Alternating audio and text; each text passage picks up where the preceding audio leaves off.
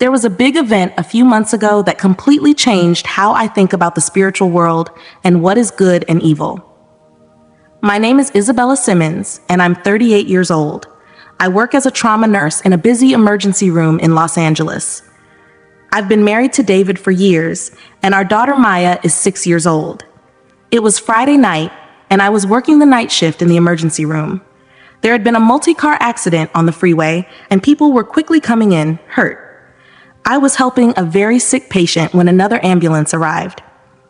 As I rushed to help the new patient, I slipped on a pool of blood on the floor and fell backward, hitting my head hard on the corner of a metal supply cart. The last thing I remember is how painful it was and how worried my coworkers were. I later learned that I had suffered a severe traumatic brain injury. My brain swelled up a lot after the impact, so I had to go through emergency surgery right away. During the surgery, my heart stopped for almost 10 minutes before the doctors were able to get it beating again. But during those minutes, I went through something I could never have imagined, something that changed me. It's hard to describe, but I'll do my best. The first thing I remember is a deep sense of peace. The pain and chaos of the emergency room went away, and I felt like I was floating on air. I was in a place of unimaginable beauty and light, and I felt drawn to a bright light that was unlike anything I've ever seen. It was brighter than the sun, but it wasn't harsh or blinding. It gave off warmth. As I looked around, I saw a figure coming toward me. As it got closer, I realized it was Jesus. I know that sounds crazy, but I had no doubt in my mind that he was who he said he was. His presence was filled with love and wisdom in a way that's hard to explain. He greeted me by name and said, "You've arrived earlier than expected, but there's something important I need to show you before you go." I was speechless in his presence, but I managed to ask, "Are you not going to stay?" Jesus asked with a soft smile. "Not yet, Isabella. Your work on earth isn't done, but what I'm about to show you will help you understand the true nature of the battle you're part of." Jesus made it clear that this was only a short visit. Suddenly, the scene around us changed. We were no longer in that place of peace and light. We were in what I can only describe as heaven, but it was so much more beautiful and glorious than our world. They were all singing praises and giving off light. The music was unlike anything I've ever heard on earth. It sounded like joy and love had been turned into sound. Jesus pointed out one angel in particular. It was more beautiful and radiant than the others. Its light shone brighter, and its voice led the heavenly choir in the most beautiful harmony. Jesus told me, "This is Lucifer, as he used to be. Watch carefully, because few people have ever seen what I'm about to show you." Lucifer was magnificent. It's hard to describe how beautiful he was. He seemed to be covered in what looked like precious gems, like emeralds, rubies, and diamonds, and they reflected light in dazzling patterns. His wings were huge and shimmered with every color you can imagine. But it wasn't just how he looked. He had a charisma that drew everyone to him. When he sang, as Jesus spoke, I felt like the very fabric of heaven shook with his voice. He told me that Lucifer was the highest of the angels and the most perfect creation. He was the guardian of God's throne and the leader of the angelic host in worship. Jesus said Lucifer was the seal of perfection, full of wisdom and perfect in beauty. It's hard to imagine how such a being could fall, and it broke my heart to see him become corrupt. At first, the change was subtle. I saw Lucifer start to admire his own reflection in the golden streets of heaven. He seemed to stare at himself for a long time. Jesus told me, "Watch," because I was seeing the birth of pride. I then saw him compare himself to other angels, and his face changed slightly with each comparison. Jesus told me that pride was taking root in Lucifer's heart. He forgot that his beauty and talents were gifts from God. It was like I could see his thoughts. He was thinking, "Why should I bow to anyone? I'm the most beautiful and talented. I should be worshipped. I should be obeyed." Jesus told me that pride is the source of all sin. It's what changes love for others into love for self, gratitude into entitlement, service into dominance. I saw Lucifer start to try to get the other angels' attention. He would make his songs and movements more complicated, as if he were performing for an audience instead of leading worship. I also saw him start to whisper to other angels. Jesus told me that Lucifer was sowing doubt by suggesting that God is keeping something from the angels, that they deserve more. A lot of the other angels were swayed by his words. Like, don't you think we deserve more? We're so powerful and beautiful. Why should we worship God? Why can't we be gods ourselves? I could see confusion and doubt spreading among the angels. Some fought back, but others were drawn in by Lucifer's vision of equality with God. Jesus told me that free will is like a double-edged sword. It can lead to love and devotion, but it can also lead to rejection and rebellion. It was shocking to see how well he was being used to turn other angels against God. Lucifer was very convincing and charismatic. He would ask questions that seemed innocent at first, but were really meant to make people unhappy. For example, he would ask, "Have you ever thought about why God keeps the tree of knowledge for himself? Don't you think we deserve to have that knowledge too? Or, why should we bow to humans? Aren't we greater than they are?" One of the most profound parts of the vision was seeing how sad God was. Jesus told me that our Father's heart is breaking because he loves Lucifer and all the angels so much, but love requires free will. Everyone, even in heaven, has the choice to love and obey God or not. I saw God reach out to Lucifer many times, giving him chances to change his mind. But Lucifer's pride kept him from doing so. Each time I saw Lucifer gather his followers. About a third of the angels seemed to have changed their minds because of his arguments. He stood in front of God's throne and said, "I will ascend above the tops of the clouds. I will make myself like the Most High."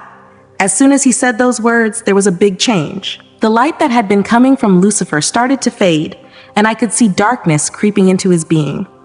Then there was a bright flash, and Michael, another archangel, appeared with a group of loyal angels. Jesus said, "Now there was war in heaven." The war in heaven was unlike any battle I could have imagined. There were no physical weapons, but I saw streams of light clashing with encroaching darkness. The loyal angels, led by Michael, were pushing back Lucifer and his followers.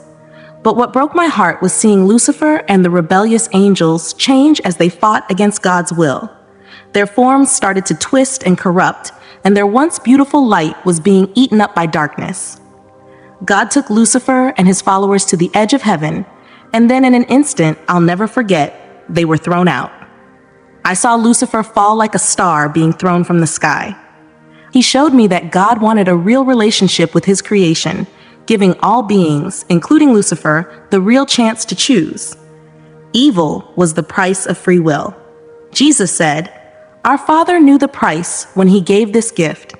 He knew it would cause unimaginable pain, even the death of his own son, but he also knew that the love that would come from free choice would be worth it." All of this was one of the most mind-blowing parts of my vision. Jesus taught me that God's plan was much bigger and more beautiful than just stopping evil. He let the rebellion happen because he had a plan to bring about an even greater good through it. I saw how this plan was playing out in history, and how God was working to change the very nature of creation through this battle with evil. The end goal wasn't just to defeat Satan, but to raise up beings who had faced evil and chosen good, who knew the cost of love and freely chose it. Jesus also told me that through this struggle, humans have the chance to grow into something that not even angels fully understand. As a result, I now see our lives on earth as a crucible, a place where we're being refined and changed. Every choice we make and every struggle we face is a chance to grow in love and become more like Christ. I also understood better why God doesn't just get rid of evil right away. He's playing the long game, so to speak. The goal isn't just to destroy evil, but to create beings who have faced evil, seen how empty it is, and freely chosen love instead. The idea of eternal punishment or hell was one of the hardest parts of my vision to understand. Jesus showed me that hell isn't so much a place that God sends people to, but a state of being that comes from rejecting love and choosing self-centeredness. I saw how Lucifer's choice to reject God led to a kind of self-imposed exile. The darkness that consumed him wasn't something that was done to him from the source of all light and love. Jesus said that what you call hell is the final, permanent state of people who, like Lucifer, choose self-love over love. In the end, it's not a punishment from God. It's the natural result of their choices.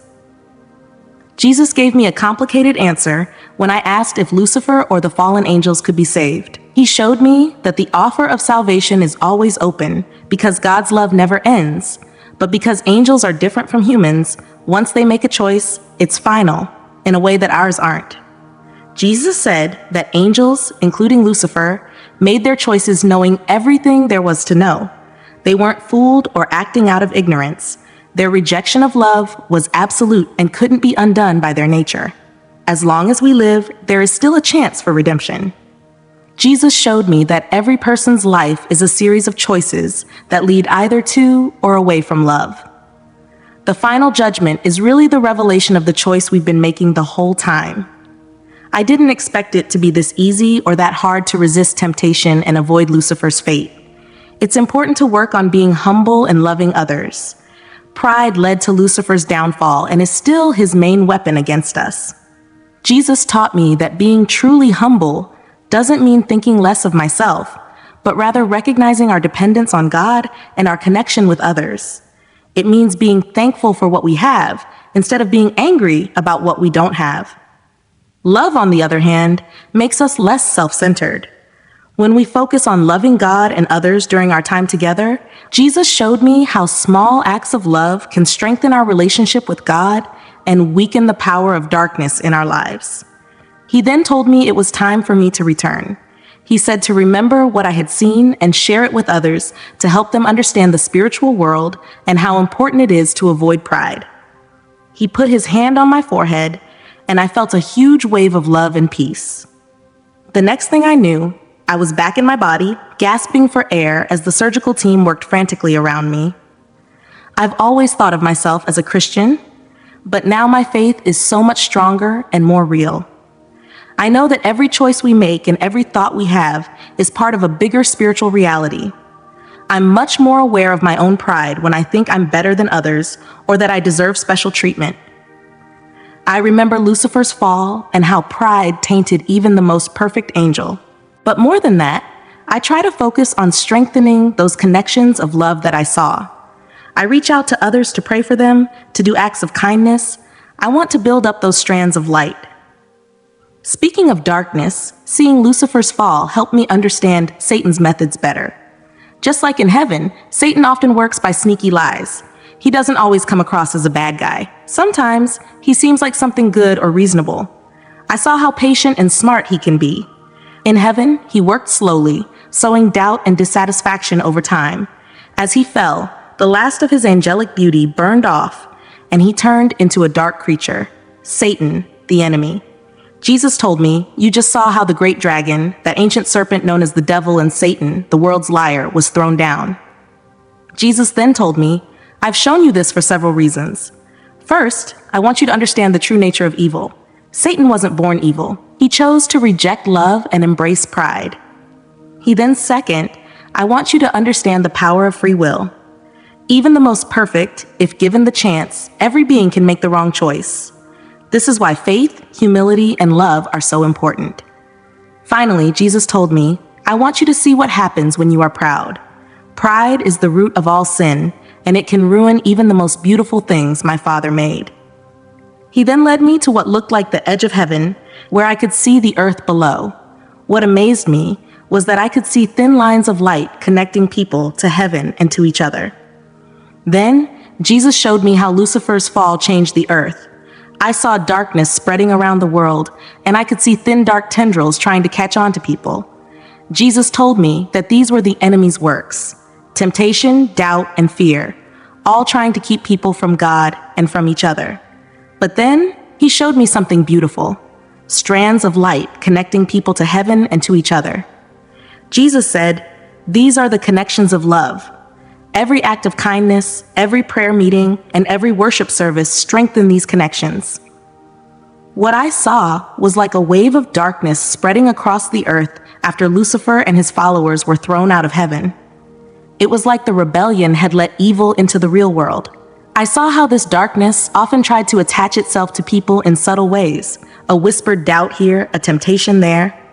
But I also saw how human choices could either strengthen or weaken these dark influences. Jesus explained to me that this is the essence of spiritual warfare, not some grand cosmic battle, but the small choices we make every day to either align ourselves with God's love or give in to selfishness and pride are crucial. How we can protect ourselves from these dark influences is simpler than you might think. The key is to cultivate humility and love. Pride is what caused Lucifer's fall, and it is still his main weapon against us. By choosing humility, recognizing our dependence on God, and our interconnectedness with others, we close the door to many of Satan's tactics. Actively choosing to love others and do good strengthens our connection to God and to each other. I saw how these acts of love created strands of light that the darkness couldn't penetrate. Prayer is also crucial. It's not just about asking for things, but about aligning our will with God's and strengthening our relationship with Him. I observed the angels who remained faithful, and it was truly inspiring. What struck me most was their unwavering focus on God. While Lucifer and his followers became more focused on themselves, the loyal angels stayed focused on their true purpose and source of beauty. Jesus told me that these angels were true examples of humility, because they knew that all of their gifts from God were not things to brag about. When Lucifer tried to tempt them with promises of more power or knowledge, they responded with gratitude for what they already had. I also noticed that the loyal angels seemed to have a deeper understanding of love. They found joy in serving God and each other instead of seeking attention or status. This selfless love protected them from Lucifer's attempts to appeal to pride and self-interest. Jesus showed me glimpses of how these angels interact with our world. They act as messengers and protectors, often in ways we can't see. I saw them strengthening the lines of light that connect people to God and each other. What amazed me was how much they loved people. Even though they were much stronger and smarter than us, they didn't look down on or hurry people. Instead, they seemed to enjoy every little step of our spiritual growth. Jesus told me that these faithful ones know how important free will is and respect the journey each person must take, offering guidance but never controlling your vision. It broke my heart to see Jesus show me how Lucifer's rebellion sent ripples through all of creation, bringing death and decay where there had once been only life and growth. All of creation was changed when sin entered the world. This is why natural disasters happen and why animals hurt each other. But even in this, I saw hope. Jesus showed me that creation itself longs for redemption. I saw how acts of love and obedience to God could push back the darkness, not just in people's hearts, but in the world around us. I think Satan does the same thing in our world, slowly eroding people's faith or moral foundations. But the most important thing I learned is that Satan is a created being, not God's exact opposite. He can tempt and trick people, but he can't make them sin. We always have a choice. Yes, Jesus did talk more about how Satan works in the world. He told me that Satan's main tool is deception. Just like he fooled himself into thinking he was equal to God, he now wants to fool people. Jesus showed me how Satan and his fallen angels, who are now demons, twist the truth to make bad things look good and good things look bad. They tell lies, stir up pride and anger, and try to turn people away from God and each other. I saw moments in human history when pride, greed, and the desire for power led to terrible crimes, but I also saw how acts of love, sacrifice, and faith fought back against the darkness. Jesus told me that the battle you saw in heaven is still going on earth, not with swords or armies, but from heaven. Jesus showed me glimpses of the future.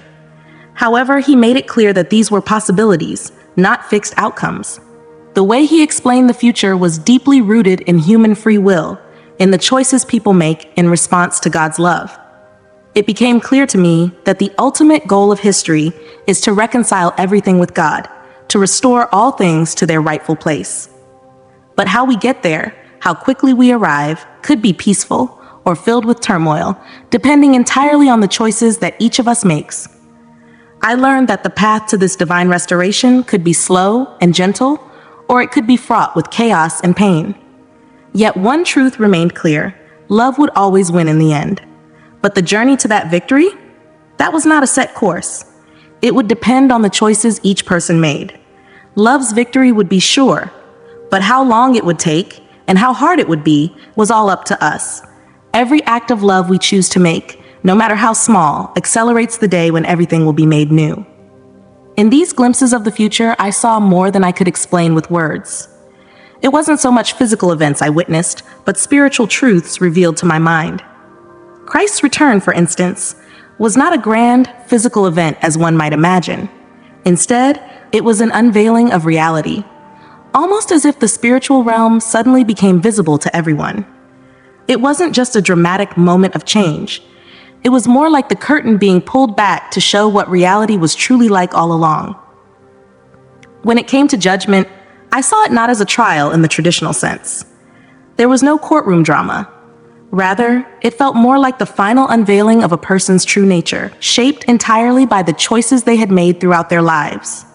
Those who had grown in love and connected with others, those who had chosen to embrace kindness and humility, naturally found themselves drawn to God.